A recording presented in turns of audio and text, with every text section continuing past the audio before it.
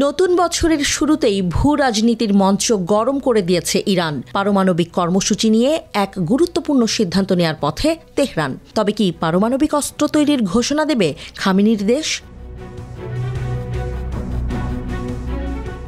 Iran আগামী 13 জানুয়ারি একটি গুরুত্বপূর্ণ পদক্ষেপ নিতে যাচ্ছে। পরমাণু চুক্তি পুনরুজ্জীবনের ক্ষেত্রে নতুন দিগন্ত উন্মোচন করতে পারে তেহরানের এই পরিকল্পনা। ইরান ঘোষণা করেছে ইউরোপীয় ত্রয়ী যুক্তরাজ্য, ফ্রান্স এবং জার্মানির সঙ্গে তাদের পারমাণবিক কর্মসূচি নিয়ে আলোচনা আবারও শুরু হবে। তবে এই আলোচনা কতটা ফলপ্রসূ হবে তা নিয়ে প্রশ্ন উঠেছে।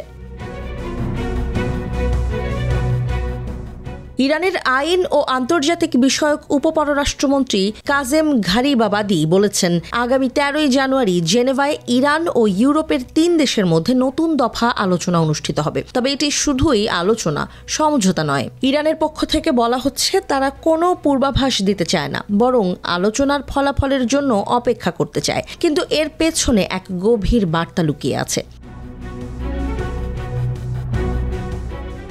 2018 সালে মার্কিন যুক্তরাষ্ট্র ঐতিহাসিক পারমাণবিক চুক্তি থেকে বেরিয়ে যায় এবং ইরানের ওপর নিষেধাজ্ঞা আরোপ করে। এরপর থেকেই ইরান প্রতিশোধমূলক পদক্ষেপ হিসেবে তার পারমাণবিক কর্মসূচি আরও শক্তিশালী করেছে। তার মধ্যে রয়েছে নতুন এবং উন্নত সেন্ট্রিফিউজের ব্যবহার, যা ইরানের শক্তির সুনির্দিষ্ট প্রদর্শন। আন্তর্জাতিক আণবিক শক্তি সংস্থা IAEA জানিয়েছে, ইরান সাম্প্রতিক বছরগুলোতে সমৃদ্ধ ইউরেনিয়ামের উৎপাদন অনেক বৃদ্ধি করেছে। এর ফলে এখন ইরানের কাছে 60% সমৃদ্ধ ইউরেনিয়াম রয়েছে।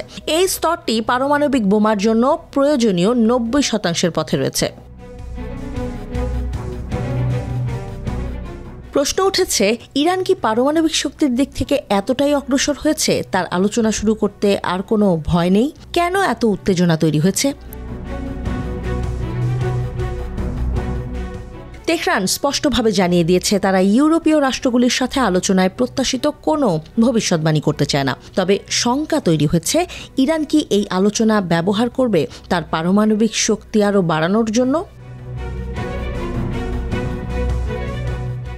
গত 17 ডিসেম্বর এই 3 ইউরোপীয় দেশ অভিযোগ করে, কোনো বিশ্বাসযোগ্য বেসামরিক যুক্তি ছাড়াই ইরান উচ্চ সমৃদ্ধ ইউরেনিয়ামের মজুদ নজিরবিহীন মাত্রায় উন্নীত করেছে।